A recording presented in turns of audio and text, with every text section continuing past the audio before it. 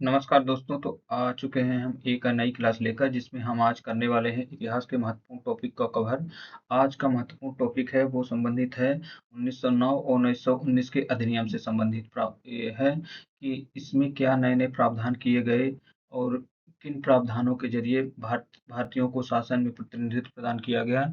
इन सब के बारे में अच्छे से अध्ययन करेंगे। पहले इनसे संबंधित टॉपिक को विश्लेषण करेंगे, इसके बाद इनसे संबंधित प्रश्नों को हम सॉल्व करेंगे। तो अगर आपने पहली बार हमारे चैनल से विज़िट किया है तो ज़रूर चैनल को सब्सक्राइब कर लें कि हम क्या क्योंकि हम इसमें कंप्लीट मॉडर्न हिस्ट्री या कंप्लीट इतिहास को पढ़ने जाएँगे, जिसमें टॉपिक वाइज़ हम प्रश्नों का भी अध्ययन करते हैं और साथ में टॉपिक को समझते भी हैं। तो आइए प्रारंभ कर देते हैं आज की क्लास को। तो आता है पहली चीज़ कि 1909 के अधिनियम से जो संबंधित है, इसकी प्रमुख विशेषताओं के बारे में समझ लेते हैं कि जो 1909 का अधिनियम लाया गया, उसमें अलग निर्वाचन मंडल मुसलमानों, सिखों एवं यूरोपीय लोगों के लिए क्या किया गया, अलग से निर्वाचक मंडल बनाए गए, जिसमें उन्हें विधायी परिषदों में प्रतिनिधित्व मिल सके। तो ये जो मुसलमानों के लिए प्रदान किया जा रहा है, तो इससे संबंधित एक इम्पोर्टेंट घटना हुई थी 1906 में, जब मुसलमानों के एक प्रतिनिधि मंडल ने शिमला में जाकर उस समय के वायसराय मिंटो से मुलाकात करते हैं, तो जिसमें मिंटो से ये बात कही जाती है कि हमें जो मुसलमानों की संख्या है, उनके अनुपात में हमें क्या करना चाहिए, एक आरक्षण का प्रावधान किया जाना चाहिए, क्योंकि हम जितनी जनसंख्या है, उतने हमारे प्रतिनिधित्व होने चाहिए। जिसको लेकर मिंटो ने आश्वासन दिया कि मुसलमानों के लिए हम क्या करेंगे, अलग से इनके आरक्षण प्रणाली को हम प्रारंभ करेंगे, जिसी के लिए 1909 में अधिनियम लाया जाता है और फिर इसको लागू करवाया जाता है। तो इसको आप याद रखिएगा कि शिमला की जो समझौता होता है, इनसे संबंधित होता है। मुसलमानों को प्रतिनिधिमंडल और जो है मिंटो उस समय के वायसराय होते उनके मध्य हुआ था। बढ़ी हुई सदस्य संख्या में क्या किया गया, विधायी परिषदों में सदस्यों की संख्या में वृद्धि की जाती है, जिसमें अधिक गैर आधिकारिक सदस्यों को क्या किया जाता है, इसमें शामिल किया जाता है। गैर आधिकारिक सदस्य से संबंधित है जो निर्वाचित होकर सदस्य शामिल हो रहे हैं, उन्हें गैर आधिकारिक सदस्य का, जबकि आधिकारिक सदस्य वो हैं जिन्हें डायरेक्ट वायसराय की काउंसिल के द्वारा शामिल करवा दिया जा रहा है। नेक्स्ट है कि इन विषयों का विस्तार भी किया गया है इसी अधिनियम के द्वारा कि विधायी परिषदों में बजट हो गया, कराधान हो गया, पुलिस सहित अधिक विषयों पर चर्चा करने और कानून बनाने की क्या की गई, शक्तियां पावर प्रदान कर दी जाती हैं। नेक्स्ट बात, गवर्नर काउंसिल की जो कार्यकारिणी परिषद थे, उसमें पहली बार भारतीयों को भी इसमें नियुक्त करने का प्रावधान किया गया और इसी के तहत क्या किया गया, पहली बार एक भारतीय को नियुक्त किया जाता है जिनका नाम है सत्येंद्र सिन्हा। सत्येंद्र सिन्हा को पहली बार गवर्नर जनरल की कार्यकारी परिषद में नियुक्त किया जाता है, जो कि पहले भारतीय होते हैं। नेक्स्ट पॉइंट आया कि इसी अधिनियम को क्या नाम दिया गया, इस अधिनियम का नाम दिया जाता है 1909 के अधिनियम को मार्ले मिंटो सुधार के नाम से जाना जाता है, जिसे ब्रिटिश भारत में शासन सुधारों के एक श्रृंखला में चौथा अधिनियम था। इसने 1892 के भारतीय परिषद द्वारा स्थापित ढांचे का विस्तार किया, भारतीयों को शासन में अधिक भागीदारी प्रदान करने का प्रयास किया गया। नेक्स्ट प्रोविजन आते हैं भारतीय परिषद अधिनियम 1909 के प्रावधान, provision of Indian council act 1909। 1909 के अधिनियम में प्रमुख प्रावधान क्या किए गए, उनको हम अच्छे से अध्ययन कर लेते हैं। तो पहला पहला प्रावधान ये था कि केंद्रीय और प्रांतीय जो थे, उनकी दोनों विधायिकाओं में क्या कर दी गई, जो मेंबर्स थे, जिनकी सदस्य संख्या थी, उनको क्या किया गया, बढ़ा दिया गया। तो पहला पॉइंट ये याद रखना है कि केंद्रीय और प्रांतीय दोनों विधायिकाओं में जो सदस्यों की संख्या है, उसमें वृद्धि की जा रही है। नेक्स्ट पॉइंट, केंद्रीय जो विधान परिषद के सदस्य थे, उनमें 16 से बढ़ाकर 60 कर दी गई। तो बहुत बड़ी संख्या में वृद्धि की जा रही है किसमें, केंद्रीय विधान परिषद। केंद्रीय विधान परिषद से यहाँ मतलब है जो संसद थी उस समय की, उसी से मतलब है यहाँ केंद्रीय विधान परिषद, यहाँ 16 से बढ़ाकर 60 कर दी जाएगी। नेक्स्ट पॉइंट है कि प्रांतीय विधान परिषदों में कुल सदस्यों की जो संख्या थी समान नहीं थी, अलग अलग प्रांतों में सदस्य संख्या अलग थी। जो बड़े प्रांत थे वहां सदस्यों की संख्या अधिक थी, जो छोटे प्रांत थे तो वहां सदस्य संख्या क्या थी, थोड़ी कम थी। नेक्स्ट पॉइंट है कि केंद्रीय विधान परिषद के अधिकांश सदस्य जो थे आधिकारिक सदस्य थे। आधिकारिक सदस्य मतलब जो डायरेक्टली क्या हो रहे हैं, निर्वाचित होकर डायरेक्ट वायसराय के द्वारा नियुक्त किए जा रहे हैं, वो आधिकारिक सदस्य हैं। तो अभी भी क्या है, वायसराय के द्वारा जो नियुक्त सदस्य हैं उन्हीं की अधिक सदस्य संख्या है और उन्हीं का बहुमत बना हुआ है। जबकि प्रांतीय विधान परिषद में गैर सरकारी सदस्य बहुमत थे। जो प्रांतों की काउंसिल बनी, प्रांतों की विधान परिषद बनती है, उसमें गैर सरकारी यहाँ निर्वाचित होकर चुने जाने वाले सदस्यों की संख्या क्या है, यहाँ अधिक है। नेक्स्ट पॉइंट है, सुमित सरकार ने, जो कि एक इतिहासकार हैं, इन्होंने बताया कि केंद्रीय जो विधान परिषद थी, जो उस समय की संसद थी, वहाँ 69 सदस्य थे और 69 सदस्यों में से क्या थे, 37 सदस्य ब्रिटिश अधिकारी थे। मतलब आप देखिए कि यहाँ के जो ब्रिटिश अधिकारी हैं, ब्रिटिश ब्रिटिश द्वारा चुने जाने वाले जो सदस्य हैं, वही बहुमत में हैं। नेक्स्ट पॉइंट है, जो 32 बचते हैं वो गैर आधिकारिक सदस्य हैं, मतलब वो निर्वाचित होकर चुने जाने वाले सदस्य हैं, 5 मनोनीत किए जाने वाले सदस्य हैं और 27 क्या हैं, निर्वाचित में से चुने गए सदस्य हो रहे हैं। नेक्स्ट पॉइंट है कि 8 सीटें मुसलमानों के लिए आरक्षित की गई, 4 सीटें ब्रिटिश पूंजीपतियों के लिए आरक्षित कर दी गई, 2 सीटें जमींदारों के लिए आरक्षित की गई और सामान्य निर्वाचन के लिए कितनी आई, 13 सीटें आई हैं। इन सीटों को भी नोट कर लीजिएगा या तो याद रखिएगा इन सबको। नेक्स्ट पॉइंट में आते हैं कि जो 1919 के अधिनियम है, उससे संबंधित क्या प्रावधान है। तो इसकी पृष्ठभूमि को समझते हैं कि 1918 में राज्य सचिव एडविन सैमुअल मोंटेग्यू के द्वारा वायसराय लॉर्ड चेम्सफोर्ड ने संवैधानिक सुधारों की अपनी क्या की योजना प्रस्तुत की। मोंटेग्यू चेम्सफोर्ड सुधार के नाम से जाना जाता है, जिस कारण 1919 के भारत शासन अधिनियम को अधिनियमित किया गया। नेक्स्ट पॉइंट, वर्ष 1921 में मोंटेग्यू चेम्सफोर्ड सुधारों को क्या किया जा रहा है, लागू किया गया। नेक्स्ट आता है 1919 के अधिनियम की प्रमुख विशेषताएं हैं, क्या क्या इससे संबंधित प्रमुख प्रोविजन है, प्रावधान है। पहला प्रोविजन यह है कि प्रांतों के हस्तांतरित विषयों पर भारत सचिव का नियंत्रण कम हो गया, जबकि केंद्रीय नियंत्रण बना रहा। तो सबसे पहले महत्वपूर्ण ये चीज है कि यहाँ जो प्रांतों की परिषद बन रही है, उनमें 2 विषयों में बांटा जा रहा है, एक तो आरक्षित, एक हस्तांतरित विषय। तो जो हस्तांतरित विषय है, वहाँ भारत सचिव का नियंत्रण कम हो जा रहा है, जबकि केंद्रीय नियंत्रण बना हुआ है। नेक्स्ट पॉइंट है कि भारत ये कार्य की देखभाल के लिए नया अधिकारी भारतीय उच्चायुक्त नियुक्त किया जा रहा था। अगर पूछा जाए पेपर में कि भारतीय उच्चायुक्त की नियुक्ति किस अधिनियम के तहत हो रही है, तो वो है 1919 का अधिनियम। इसे भारतीय राजकोष से वेतन देने की व्यवस्था की जा रही है। गवर्नर जनरल की कार्यकारिणी में 8 सदस्यों में से 3 भारतीय नियुक्त किए गए, इन्हें विधि, श्रम, शिक्षा, स्वास्थ्य और उद्योग विभाग सौंपे गए। विषयों को पहली बार केंद्रीय और प्रांतीय भागों में बांटा गया। राष्ट्रीय महत्व के विषयों को केंद्रीय सूची में शामिल किया गया, जिस पर गवर्नर जनरल की सपरिषद कानून बना सकती थी। विषयों को क्या किया जा रहा है, एक तो केंद्रीय विषय और एक प्रांतीय विषय में बांट दिया गया। केंद्रीय विषय में उन विषयों को शामिल किया जा रहा है जो राष्ट्रीय महत्व के अधिक हैं, जो राष्ट्रीय महत्व के राष्ट्रीय कम महत्व के हैं, उन्हें क्या किया जा रहा है कि प्रांतीय परिषद में शामिल किया जा रहा है। इनको याद रखना होगा। और गवर्नर जनरल की कार्यकारिणी में 8 में से कितने, 3 भारतीय सदस्य कर देगी। 1909 अधिनियम में तो ये कहा गया कि एक भारतीय होगा, जबकि 1919 में क्या हो रहा है, बढ़ा दिया गया। अब यहीं से क्या हो रहा है, भारतीय जो प्रतिनिधित्व है, वो बढ़ना प्रारंभ हो जा रहा है, क्योंकि अब 3 भारतीय क्या है, गवर्नर जनरल की काउंसिल में नियुक्त हो रहे हैं और उन्हें विधि, श्रम, स्वास्थ्य और उद्योग विभाग सौंपे जा रहे हैं। आते हैं अगले स्लाइड में। अगली स्लाइड में है कि विदेशी मामलों जैसे रक्षा हो गया, राजनीतिक संबंध हो गया, डाक, तार, सार्वजनिक ऋण, संचार व्यवस्था, दीवानी, फौजदारी कानून तथा कार्य प्रणाली इत्यादि सभी मामले केंद्रीय सूची में थे। प्रांतीय महत्व के विषयों पर गवर्नर, कार्यकारिणी और विधान मंडल की सहमति से कानून बनाता था। प्रांतीय महत्व के विषय थे जैसे स्वास्थ्य, स्थानीय सुशासन, भूमिगत प्रशासन, शिक्षा, चिकित्सा, जल संभरण, अकाल सहायता, शांति व्यवस्था, कृषि इत्यादि जो विषय हैं, स्पष्टतया हस्तांतरित नहीं किए गए। वे सभी के जो जो भी विषय हस्तांतरित में नहीं किए गए हैं, उन्हें सब क्या मान लिया गया, सब केंद्रीय विषय मान लिए जाते हैं। केंद्र में द्विसदनीय विधानसभा थी, एक विधानसभा और दूसरी राज्य परिषद में स्त्रियों की सदस्यता के लिए उपयुक्त नहीं समझी गई। तो केंद्र में भी क्या है, 2 सदन है, जहाँ क्या किया जा रहा है, स्त्रियों को कोई आरक्षण नहीं दिया जा रहा है। केंद्रीय विधान परिषद का कार्यकाल, विधानसभा का कार्यकाल जो है 3 वर्षों का था, जिसे गवर्नर जनरल बढ़ा सकता था। सांप्रदायिक निर्वाचन का दायरा बढ़ाकर सिखों तक विस्तृत कर दिया गया। आते हैं अगले पॉइंट में कि केंद्रीय विधानमंडल संपूर्ण भारत के लिए कानून बना सकता था। गवर्नर जनरल अध्यादेश जारी कर सकते थे, जिसका प्रभाव कितने महीने तक रहेगा, 6 महीने तक इसका प्रभाव रहेगा। बजट पर बहस कर सकते थे, मतदान का अधिकार कोई नहीं था। मतलब क्या है, सीमित प्रतिनिधित्व दिया जा रहा है भारतीयों को, सिर्फ बजट पर बहस कर लो और मतदान का अधिकार कोई नहीं है। प्रांतों में द्वैध शासन लागू किया, ये सबसे इंपॉर्टेंट पॉइंट है 1919 के अधिनियम में कि प्रांतों में क्या किया जा रहा है, द्वैध शासन लागू किया जा रहा है, जिसमें प्रांतीय विषयों को 2 भागों में बांटा गया, एक तो आरक्षित विषय, दूसरे हस्तांतरित विषय। आरक्षित विषयों का प्रशासन उन मंत्रियों की सहायता से गवर्नर करता था जो विधानमंडल के निर्वाचित सदस्य थे, परंतु उनकी पद स्थापना व पदच्युत गवर्नर की इच्छा पर आधारित था। तो हस्तांतरित और आरक्षित विषयों का विभाजन क्या था, दोषपूर्ण बना रहा। अगला पॉइंट आ जाता है उदाहरणार्थ सिंचाई तो आरक्षित विषय था और कृषि क्या था, एक हस्तांतरित विषय था, परंतु स्पष्ट है कि दोनों एक दूसरे से अविभेद्य हैं। इसी प्रकार उद्योग हस्तांतरित था जबकि जल शक्ति कल कारखाने आदि आरक्षित विषय थे जिन्हें एक दूसरे से पृथक करना अव्यवहारिक था। नेक्स्ट पॉइंट आता है कि 1909 के अधिनियम किस नाम से जाना जाता है। तो अब हम टॉपिक को पढ़ चुके हैं, अब इससे संबंधित प्रश्नों को सॉल्व करना प्रारंभ करते हैं। 1909 का अधिनियम किसके नाम से जाना जा रहा है? 1909 के अधिनियम को जाना जाता है मार्ले मिंटो सुधार के नाम से जाना जाता है। मार्ले कौन है? इस समय भारत सचिव है। मिंटो इस समय के वायसराय है।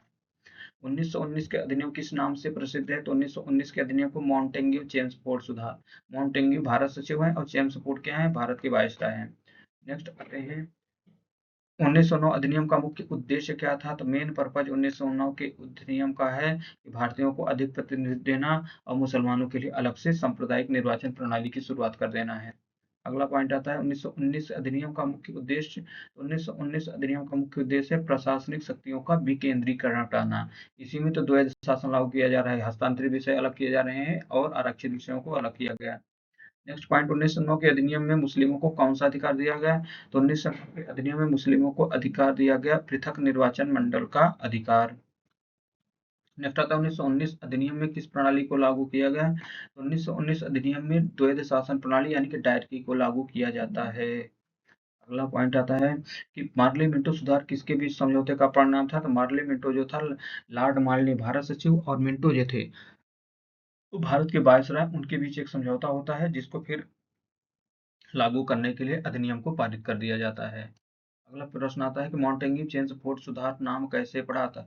लॉर्ड मॉन्टेग्यू और लॉर्ड चेम्सफोर्ड के नाम पर मॉन्टेग्यू चेम्सफोर्ड नाम पड़ता है।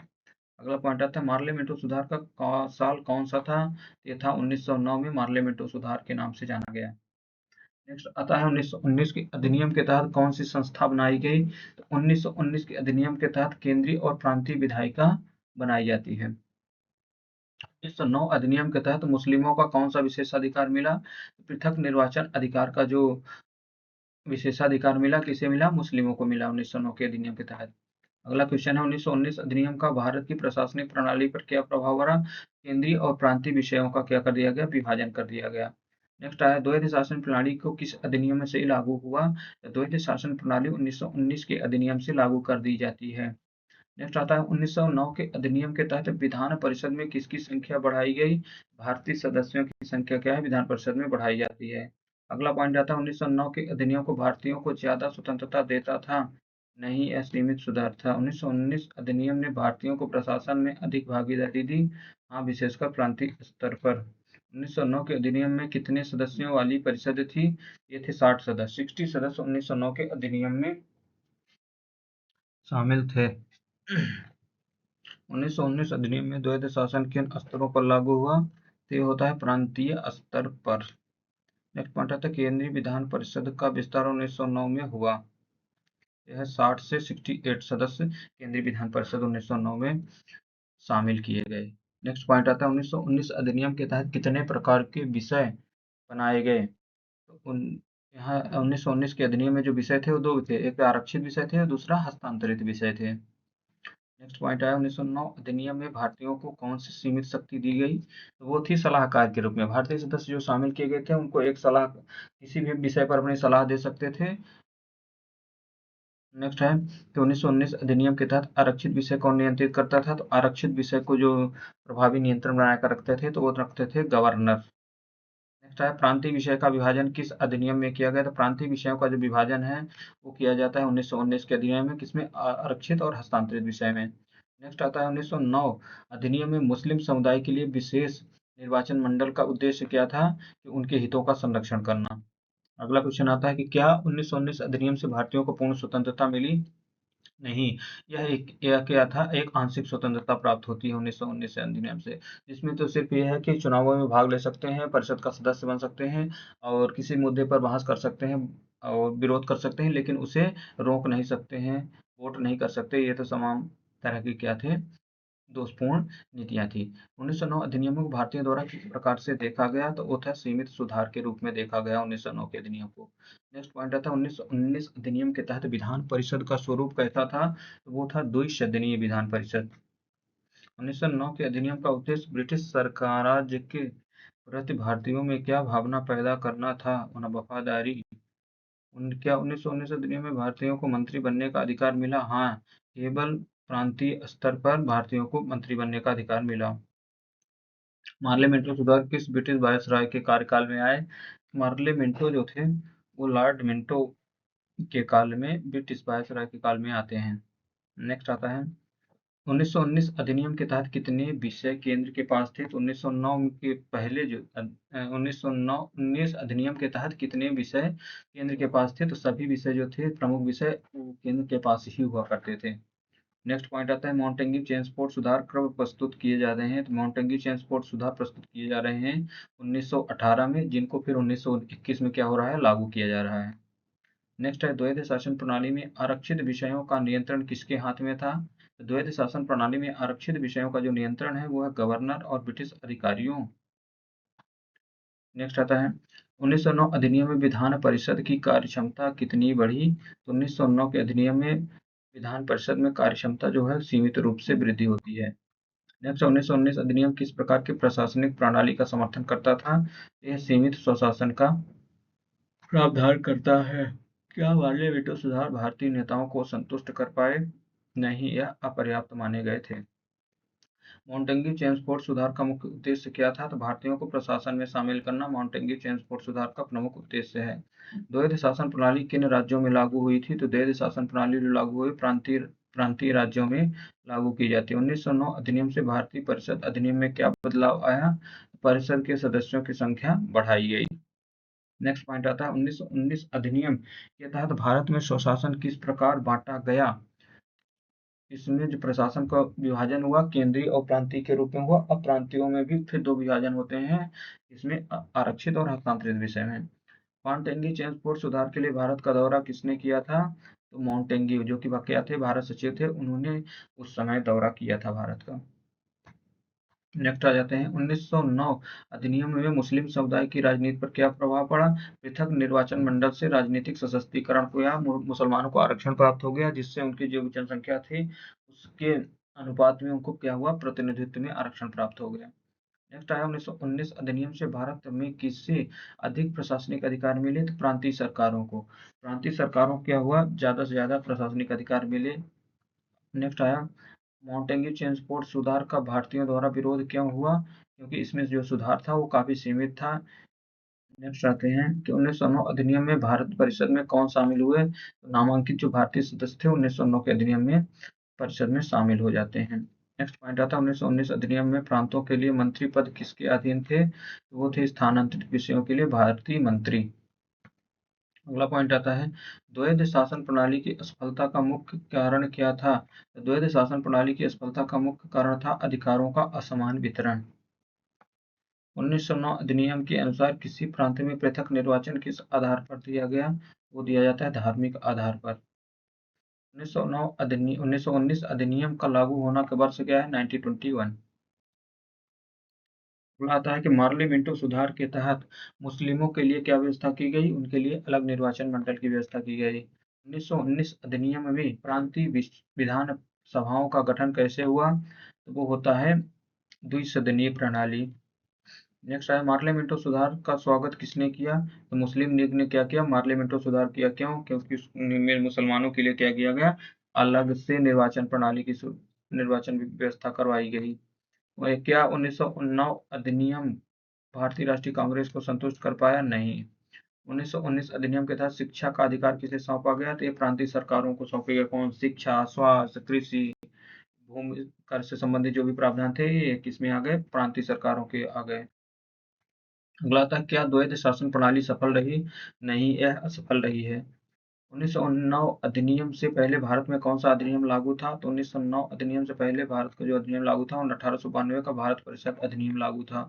1919 अधिनियम में भारतीयों को राजनीतिक भागीदारी कितनी बढ़ी? प्रांतीय स्तर पर काफी वृद्धि हुई। क्या 1909 अधिनियम में भारतीयों के लिए कोई प्रभावी शक्ति थी? नहीं, यह केवल एक क्या थी? सलाहकार भूमिका तक सीमित करती थी। क्वेश्चन आता है कि मॉन्टेग्यू चेम्सफोर्ड सुधार को किसने निराशाजनक बताया? जो भारतीय राष्ट्रीय कांग्रेस थी उसने 1919 के अधिनियम की आलोचना की और इसे निराशाजनक बताया। अगला आता है कि 1919 अधिनियम में स्वास्थ्य और स्वच्छता का अधिकार किसे सौंपा गया? तो ये प्रांतीय सरकारों को स्वास्थ्य और स्वच्छता का अधिकार सौंपा गया। 1909 अधिनियम से भारतीयों को किस प्रकार का प्रतिनिधित्व मिला? तो उन्हें एक सीमित प्रतिनिधित्व प्राप्त होता है 1909 के अधिनियम से। नेक्स्ट आया 1919 अधिनियम का असर भारत के किस क्षेत्र पर अधिक पड़ा? प्रांतीय क्षेत्र पर 1919 अधिनियम का असर भारत पर पड़ा। नेक्स्ट आता है, क्या पार्लियामेंट्री सुधार से स्वतंत्रता संग्राम को बल मिला? हाँ, राजनीतिक जागरूकता बढ़ी इससे। नेक्स्ट आया, द्वैध शासन प्रणाली के तहत गवर्नर के पास कौन से अधिकार थे? तो वो थे आरक्षित विषयों का क्या हुआ? नियंत्रण हुआ। 1919 अधिनियम से केंद्र का नियंत्रण किसके हाथ में आ गया? तो ब्रिटिश सरकार के हाथ में नियंत्रण आ जाता है। 1909 अधिनियम में भारतीयों का क्या प्रमुख योगदान था? केवल सलाहकारी सदस्य के रूप में क्या हुए? भारतीय सदस्य शामिल हो सकते थे, अपनी सलाह दे सकते थे, बहस कर सकते थे, लेकिन मतदान वगैरह का अधिकार नहीं मिलता था बजट पर। नेक्स्ट है 1919 के अधिनियम को कब निरस्त किया गया? 1935 के जब नया अधिनियम लागू किया गया, 1919 के जो अधिनियम के प्रावधान थे उन्हें क्या किया दिया जाता है? निरस्त कर दिया जाता है। नेक्स्ट पॉइंट है 1909 अधिनियम के अधीन प्रांतीय विधान परिषदों में भारतीयों की संख्या कितनी थी? तो नामांकित सदस्यों के रूप में थोड़ी बढ़ी थी। तो आज का वीडियो यहीं समाप्त हो जाता है। तो thanks for watching the video. आप ऐसे लगातार वीडियो देखते रहिए। आज थोड़ा ज़्यादा जल्दी-जल्दी में हमने वीडियो को कवर किया है, तो इसके लिए सॉरी। अगली बार प्रयास करेंगे थोड़ा धीमे-धीमे करके अच्छे से टॉपिक को कवर किया जाए। तो आप आज थैंक यू, धन्यवाद।